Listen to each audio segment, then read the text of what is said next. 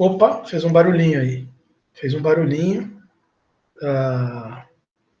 Tá gravando, beleza, gravou. Então é que a internet está rolando.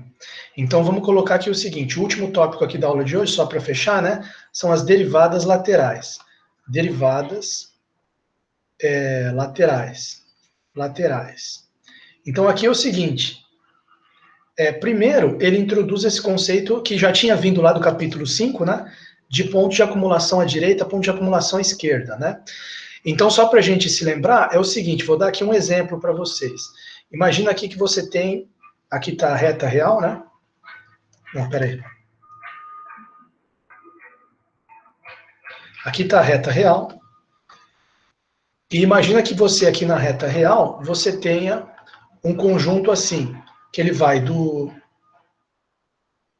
vamos dizer, do Azinho até Bzinho, só que eu vou fazer Bzinho fechado, só para a gente pensar um pouco. E vamos dizer que tem também aqui um ponto C, aqui. Então, quer dizer, nós estamos trabalhando aqui um conjunto X, que é igual intervalo aberto em A, fechado em B, união com o ponto C, certo? Tem o ponto C também lá, isolado. Por que eu estou colocando esse exemplo aqui? Para ilustrar, quando ele diz aqui, quando o Azinho pertencente a X é um ponto de acumulação à direita. Né? Aqui no caso, deixa eu inverter então, deixa eu colocar o Azinho bola fechada, porque daí ele vai pertencer a X, e vamos deixar esse Bzinho aqui, vamos deixar a bola aberta, tá? Porque ele não pertence. Para dar um exemplo também de um que não pertence, né? Então, conclusão, como ele diz ali na matéria, ali no livro, quando o Azinho é um ponto de acumulação à direita, Azinho pertencente a X é ponto de acumulação à direita. Quer dizer, aqui nós temos esse caso. Azinho, deixa eu mudar aqui também, né? Tem que mudar aqui. Apaga esse negócio aqui. E apaga esse negócio aqui, que eu inverti ali. Fechado em A, aberto em B, para ficar igualzinho o desenho aqui que eu fiz. Então, aqui no nosso caso, Azinho pertence a X e Azinho pertence... Dá para dizer que Azinho pertence a X? Dá. A está no conjunto X.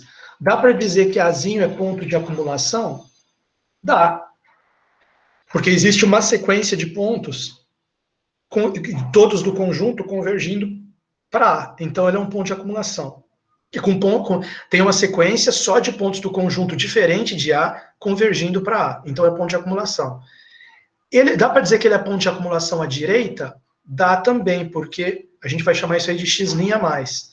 Porque os pontos estão para a direita dele. Todos os pontos da sequência convergindo. Dá para conseguir uma sequência de pontos, todos à direita dele, convergindo para ele. Então, ele é ponto de acumulação à direita. Tá? Vamos pegar o caso do B. O Bzinho pertence a X? Não, é polo aberto, então ele não pertence a X. Porém, dá para dizer que o B é um ponto de acumulação? Dá, porque dá para pegar... aqui, só para terminar a linha de cima, né? Dá para dizer que A é um ponto de acumulação à esquerda? Não, não é, porque não tem a sequência de pontos todos menores, né? Não tem. Então, olha lá, ó. Certo? Ponto de acumulação à direita, x' mais, só vendo se estava certo aqui o símbolo que eu usei, x' mais, está certo. Mas dá para dizer que A pertence a x' menos aqui nesse caso? Não, x' menos seria se ele fosse um ponto de acumulação à esquerda. Se tivesse uma sequência vindo de pontos do conjunto, vindo pela esquerda dele e convergindo para ele. Não tem. Então ele é só x' mais. Mas Azinho não pertence a x' menos. Agora o B. B não pertence a X, tá? Bola aberta. Mas B é ponto de acumulação? É, porque tem uma sequência de pontos de X convergindo para B. Dá para dizer que B é ponto de acumulação. Dá para dizer que B é ponto de acumulação à direita? Não, porque não tem uma sequência vindo pela direita aqui convergindo para ele. Então aqui ele não pertence. Mas dá para dizer que B é ponto de acumulação à esquerda? Dá. Mas não vai dar para fazer derivada pela esquerda porque ele não pertence a X. Né? Mas é um ponto de acumulação à esquerda. Agora, esse C aqui, o C pertence a X, porém o C não é ponto de acumulação, tá? E nem a direita nem a esquerda. tá? Porque não tem nenhuma sequência de pontos do conjunto convergindo para ele aqui. Ele é um ponto de aderência, mas não é ponto de acumulação, tá? Agora, se eu pegar um pontinho aqui no meio aqui do conjunto aqui, ó, D, pegar um ponto D. Esse D aqui, ele é ponto de acumulação, ele pertence ao conjunto. Esse D é ponto de acumulação. Ele é ponto de acumulação à direita, porque dá para vir uma sequência pela direita convergindo a ele. E ele também é ponto de acumulação à esquerda, porque dá para vir uma sequência pela esquerda convergindo para ele. Então, a gente chama isso aqui de ponto de acumulação bilateral. D pertence a X mais linha interseção X linha menos aqui, quer dizer, bilateral, ponto de acumulação bilateral, tá? Então, beleza, isso aqui só para lembrar, porque ele vai falar aí dos pontos de acumulação e ninguém lembra, ninguém pensa em nada, ninguém pensa essas imagens aqui, fica muito difícil de entender o que ele está falando. Então eu espero que tenha ficado claro para vocês aqui a ideia dos pontos de acumulação, ponto de acumulação à direita, ponto de acumulação à esquerda, quando é tanto pela direita quanto pela esquerda, né? Então, tá aí. Espero que tenha ficado claro para vocês. Agora, o que ele diz aqui? Quando A é um ponto de acumulação à direita, tipo esse Azinho que eu coloquei aqui, tá aqui, tipo esse Azinho aqui, ponto de acumulação à direita, isto é, Azinho pertence ao domínio e é ponto de acumulação à direita, que é exatamente esse caso aqui. Pode-se tomar o limite para x tendendo a pela direita, lá no Q de x. Lembra do Q de x como é que era? O Q de x é igual, estava lá no começo do capítulo, f de x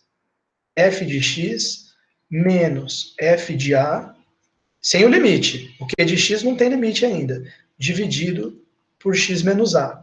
Quando eu passo o limite, o Q de x seria a inclinação da reta secante, né? Por isso que eu tinha aberto aquele negócio, eu ainda fechei aqui, era para ter deixado aberto.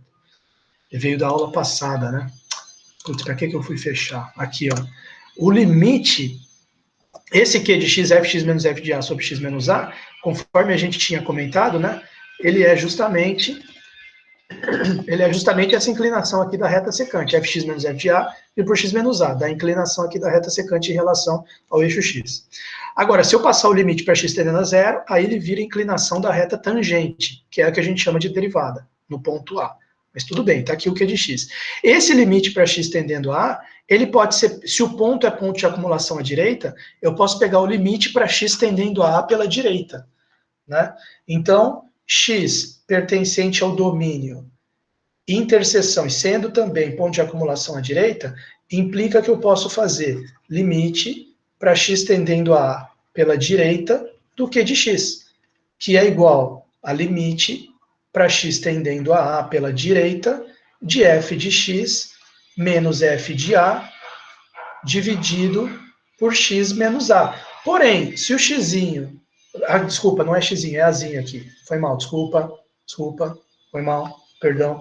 Azinho. Agora, se eu pegar o azinho pertencente ao domínio e sendo ponto de acumulação à esquerda, aí eu posso tomar esse limite aqui para x tendendo a pela esquerda do Q de x, que é igual limite para x tendendo a pela esquerda, f de x menos f de a dividido por x menos a. Esse aqui eu vou chamar de derivada lateral à direita, ou derivada à direita, chama f' mais de a. E esse aqui é a derivada lateral à esquerda, f' menos de a. Tá aqui, são as derivadas laterais. Como que eu enxergo isso na figura, professor?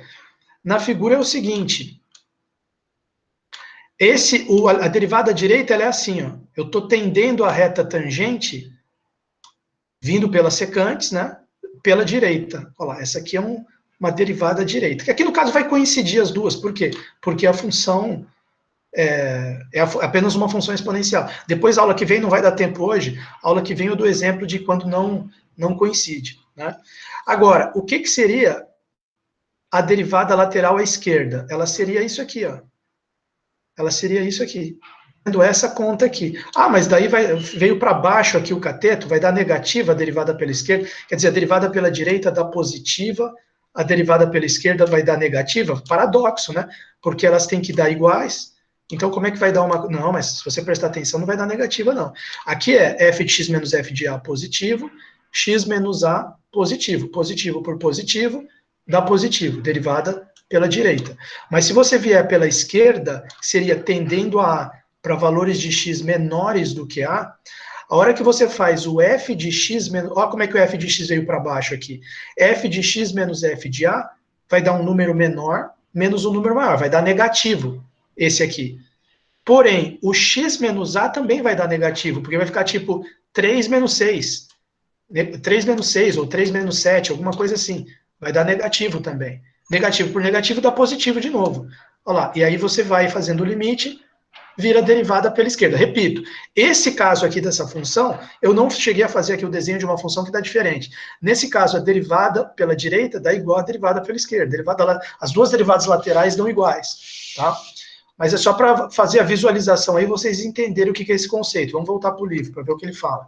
Quando A é ponto de acumulação à direita, isso é, A pertence a X, A pertencente a X é ponto de acumulação à direita, isto é, A está no domínio e é ponto de acumulação lateral à direita, pode-se tomar o limite, que eu expliquei ali daqui de X, para X tendendo a A pela direita. F' mais de A. Quando existe esse limite, como todo limite, pode ou não existir. Pode convergir ou não. Quando existe, este limite chama-se derivada à direita de f no ponto A. Analogamente, se o ponto é de acumulação à esquerda, tem sentido considerar o limite f' menos de A, que vai ser a derivada à esquerda. Caso o ponto seja de acumulação bilateral, que é que nem esse Dzinho aqui que eu tinha feito na figura para vocês, esse Dzinho aqui que está no meio do conjunto, ponto de acumulação bilateral. Caso seja ponto de acumulação bilateral, e pertence, quer dizer, caso A pertence ao domínio e ponto de acumulação bilateral, aí a função é derivável no ponto A, quer dizer, aí você pode fazer a derivada pela direita e pela esquerda, as duas. E a gente vai dizer que a função é derivável no ponto A se e somente se existem e são iguais as derivadas laterais, a direita e a esquerda. Quer dizer, f' mais de A vai ser igual a f' menos de A. Ah, tá. Então tem as duas derivadas laterais lá e elas são iguais ainda por cima, que é exatamente o que aconteceu ali no nosso desenho. As duas derivadas laterais existem e ainda por cima são iguais, convergem para a mesma tangente aqui, para a mesma tangente. Depois, na aula que vem, nós vamos ter exemplo de que isso aqui não acontece. Então, tá, existem as derivadas laterais e são iguais, então a função é derivável em A, e a derivada é justamente esse valor aqui das derivadas laterais que foram iguais. Tá? Inclusive, ele comenta aqui uma afirmação pesada, que o teorema 1, aquele lá que diz que tem aquela equaçãozinha com limite de h tendendo a zero, r de h sobre h tem que ir para zero para a função ser derivável. O teorema 1, se você substituir lá o limite do r de h sobre h por tendendo a zero pela direita, tendendo a zero pela esquerda, ele continua válido para as derivadas laterais. E o corolário também. Você lembra que o corolário era que a função é contínua no ponto que ela é derivável. Então, esse corolário continua valendo com derivadas laterais. Ou seja, por exemplo, se existe uma derivada direita de uma função no ponto A, então a gente fala que a função é contínua à direita. Ela vem contínua ali pela direita. Interessante, né? No ponto A. Quer dizer, o limite para h tendendo a zero pela direita, f de a mais h, dá f de a. Talvez não dê f de a se tender h pela esquerda, né? É muito fácil, é só você imaginar uma função que seja assim, né? Para pegar esse exemplinho aí, já que ele deu esse gancho aí de contínua direita, imagina aqui, ó, que você tem aqui eixo x, eixo y, e você tem uma função que seja assim, né? Só para dar um exemplo de quando não é. Esse aqui dá para desenhar rápido. Ela vem valendo 0, aí aqui bola aberta, aqui bola fechada, digamos que aqui seja 1, ela continua para cá. Então, aqui, esse aqui seria um exemplo de uma função que é contínua à direita, mas não é contínua à esquerda, né? Limite para x tendendo a... Limite para h tendendo a zero pela direita, f de 0 mais h é igual ao f de 0, que é 1. Porém, aqui do lado de cá, limite para h tendendo a zero pela esquerda, f de 0 menos h é igual a 0, que é diferente de f de 0, que é igual a 1. Tá? Então, quer dizer, aqui não estou falando das derivadas laterais, estou falando só do que significa ser contínuo à direita. Né? Então, aqui ele está relacionando esse negócio de ser contínuo à direita com derivada lateral. Se existe a derivada lateral à direita, então f é contínua à direita. Tá? Em particular, se o A é pertence ao domínio e é ponto de acumulação bilateral, e além disso, existem ambas as derivadas laterais, então F é contínua no ponto A. Mesmo que essas derivadas laterais sejam diferentes, não precisa nem ser igual. Só de existirem as derivadas laterais, já dá para dizer que a F é contínua no ponto A. Bem interessante isso aqui, hein? Bem interessante. Eu vou criar um exemplo para mostrar isso aqui para vocês na próxima aula. Tá certo? Exemplo 1 e 2 já discutimos essa questão aqui dos pontos de acumulação lateral e derivados laterais, acabamos de fechar, e aí na próxima aula a gente termina de matar essa seção e vamos tentar já matar a 2, também na próxima aula para ganhar tempo, né? Falta só ver aqui o exemplo 3 e 4, rapidinho, L'Hopital, e aí vamos para a seção 2 já, que é tipo cálculo 1, é bem rápida também, tá? Vou encerrar a gravação, vou agradecer enormemente a presença e a paciência de vocês,